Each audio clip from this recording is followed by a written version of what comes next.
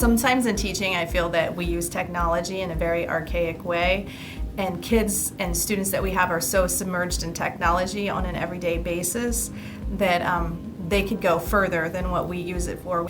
But I really think what they should be creating are things that they've never created before, because in their pursuit of creating those things, they learn valuable lessons that they can carry over into the workforce and into their everyday life. When I was little, I would take things apart, probably not a good idea, to figure out how they worked, never be able to figure out how to put them back together.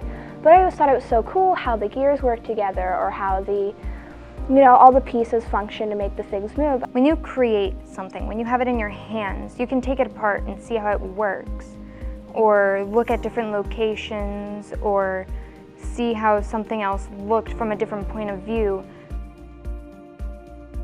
Project-based learning is really valuable for me as a teacher. It's because that when I'm interacting with the students in that way, it gives us a more laid-back environment in which that we can discuss in French about things that are interesting to the kids. But then it also shows me that spark of creativity that they have when they can see its relevancy in their own lives. There's quite a few things I like about building stuff or making things or just fidgeting with stuff in general. It's more involved, and it gives you a sense of like, this is mine, I made this, and now it's so much more productive. It helps build motivation in students, which is that key component for any learning to happen. It often involves the creation of a project and therefore the research to do it. I think it also builds a sense of resilience in students because they learn to persevere through the challenges that a long-term project might entail. This idea at the very beginning of the year, like, oh, this was going to be, our game's going to be this, we're going to have this, we're going to do this in the end.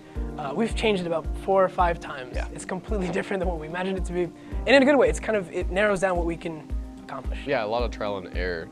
We've had about 4 ideas, completely different ideas that we've had to go in and scrap the idea completely, and keep on going forward and scrap the idea completely until we can all come into a central agreement, and then from there build off of that and hope that we don't scrap it again. Right, and it gets easier the more we go on. You know, what's possible at this point, what's possible the more we learn, and it just keeps building and building. With projects, mainly you just gotta try and try again and redesign as much as you can, and the more that you redesign, the better that your project will be in the end.